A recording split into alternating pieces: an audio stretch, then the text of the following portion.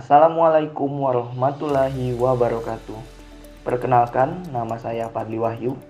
Kami dari kelompok PPL SMP Negeri 11 akan mempresentasikan materi tugas demonstrasi kontekstual mata kuliah pemahaman peserta didik dan pembelajaran. Berikut adalah nama-nama anggota kelompok. Yang pertama, Aldi Piranata, Dinda Septiana, Dea Patmala, Rusel Margareta Nadabdab, dan saya sendiri Fadli Wahyu.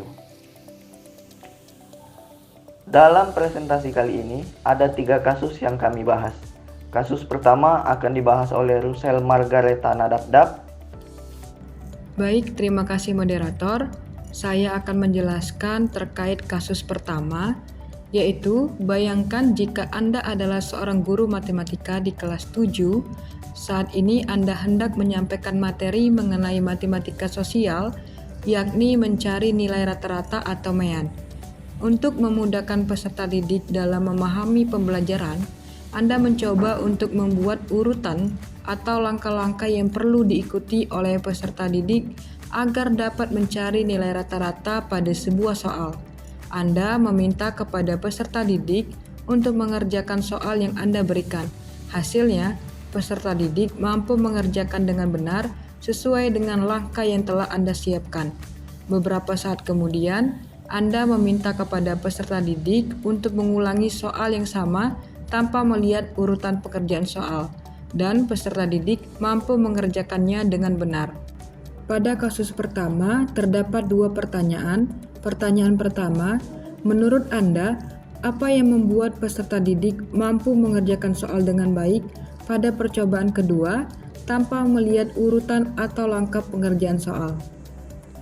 Menurut kelompok kami, yang membuat peserta didik mampu mengerjakan soal dengan baik pada percobaan kedua tanpa melihat urutan atau langkah pengerjaan soal karena peserta didik telah terbiasa atau peserta didik telah memahami alur dalam pengerjaan soal tersebut. Pemahaman alur pengerjaan soal ini didapatkan dari pengamatan dan pengalaman yang peserta didik lakukan saat mengerjakan soal pertama.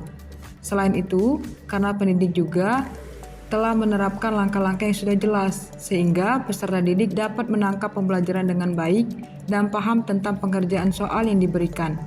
Hal tersebut dapat terjadi karena peserta didik sudah memiliki gambaran pengerjaan soal dan juga peserta didik sudah berlatih bersama guru matematikanya. Selanjutnya, pertanyaan kedua pada kasus pertama. Sebagai seorang calon guru, dalam kegiatan belajar seperti apa metode di atas dapat diterapkan? Elaborasi jawaban Anda dengan menyertakan teori yang berkaitan. Menurut kelompok kami, metode yang diterapkan pada pembelajaran tersebut adalah metode latihan soal dan penugasan. Hal ini berdasar pada teori belajar behavioristik yang berfungsi sebagai dasar penguatan pada implementasi metode belajar di atas. Teori belajar behavioristik adalah teori belajar yang berfokus pada perubahan perilaku peserta didik sebagai hasil dari proses pembelajaran. Menurut teori ini, perubahan perilaku peserta didik dapat disebabkan oleh adanya interaksi antara stimulus dan respon. Pemilihan teori ini juga berkaca pada kelebihan. Yang pertama yaitu teori behavioristik mampu menghasilkan perilaku yang bersifat konsisten terhadap bidang tertentu. Nah, hal ini dicapai dengan menyusun materi ajar secara hierarkis dalam bentuk bagian-bagian kecil dari yang sederhana sampai pada yang kompleks. Dan kedua, teori behavioristik mampu mengoptimalkan bakat dan kecerdasan peserta didik yang sudah terbentuk sebelumnya melalui kegiatan pengulangan dan pelatihan yang berkesinambungan. Teori belajar behavioristik pada kegiatan pengulangan dan pelatihan tersebut dapat berfungsi sebagai proses penguatan untuk mengoptimalkan kemampuan peserta didik agar semakin terampil. Kasus kedua akan dibahas oleh Dinda Septiana dan Aldi Piranata. Kasus 2. Rina adalah seorang guru di kelas 1 SD. Sebagian besar peserta didiknya belum bisa berhitung dengan lancar. Rina sedang memikirkan cara yang sesuai untuk membantu peserta didiknya menyelesaikan tantangan belajarnya. 1. Menurut Anda, Apa yang dapat Rina lakukan untuk membantu peserta didiknya sesuai dengan tahapan perkembangan usia?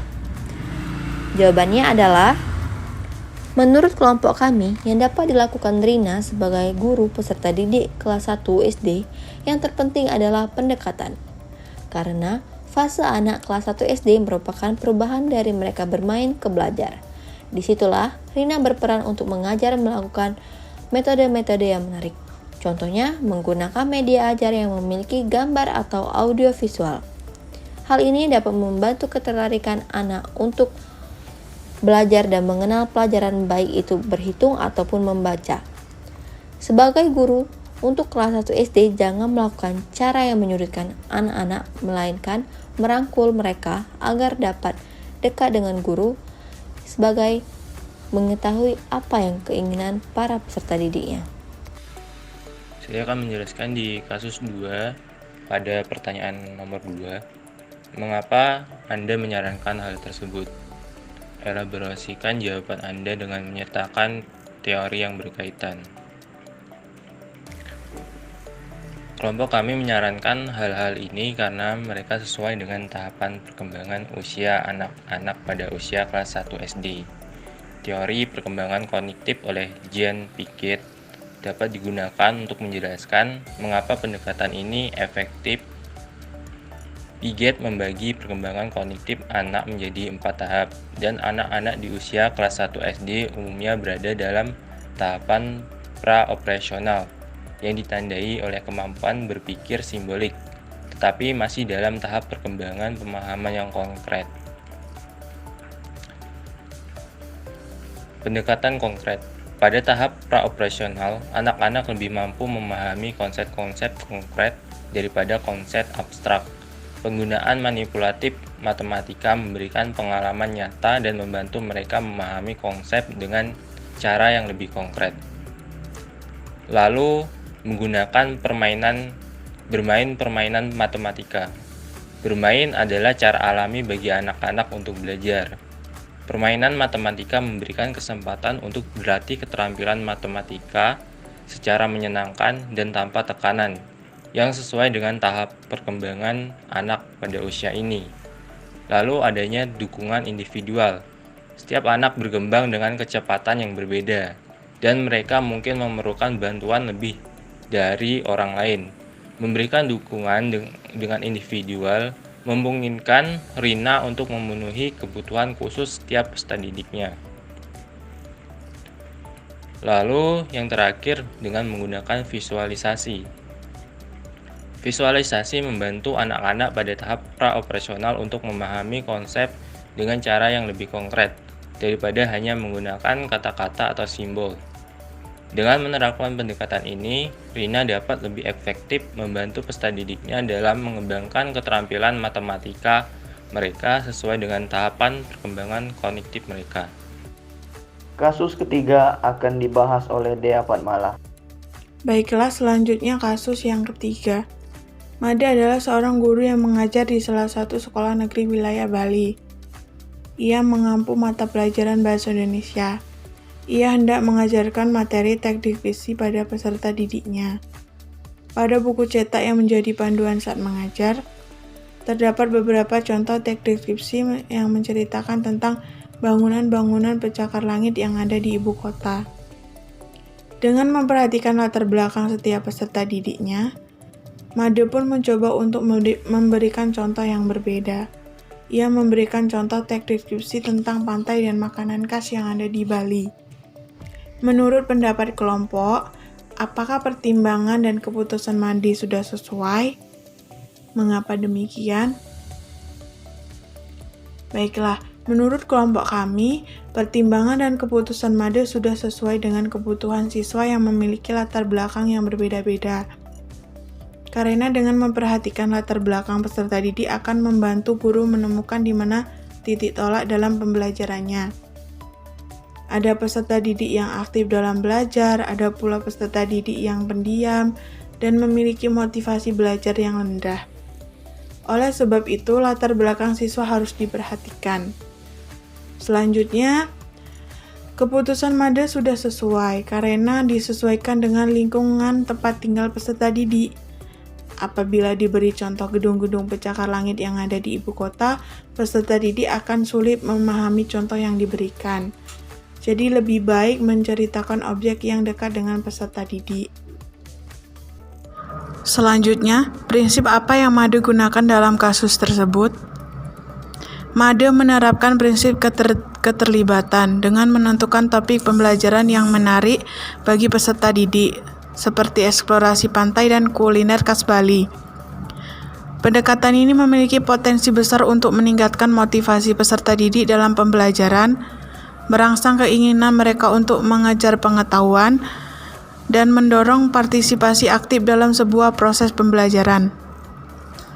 Dalam semua kegiatan pembelajaran, setiap materi pelajaran harus disesuaikan dengan karakteristik peserta didik untuk memudahkan mereka dalam memahami materi yang diajarkan. Keefektifan proses pembelajaran sangat bergantung pada pemahaman guru tentang karakteristik peserta didik. Pemahaman ini akan mempengaruhi hasil belajar, aktivitas yang perlu dijalankan, dan penilaian yang sesuai dengan peserta didik. Karena itu, karakteristik peserta didik harus menjadi perhatian utama dan dasar bagi guru dalam melaksanakan semua kegiatan pembelajaran.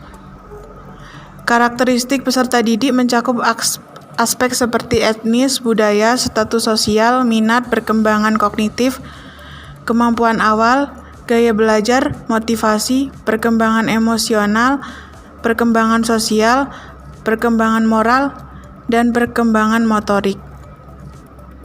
Dari paparan tadi, ada hal menarik bahwa setiap materi pembelajaran harus disesuaikan dengan karakteristik peserta didik.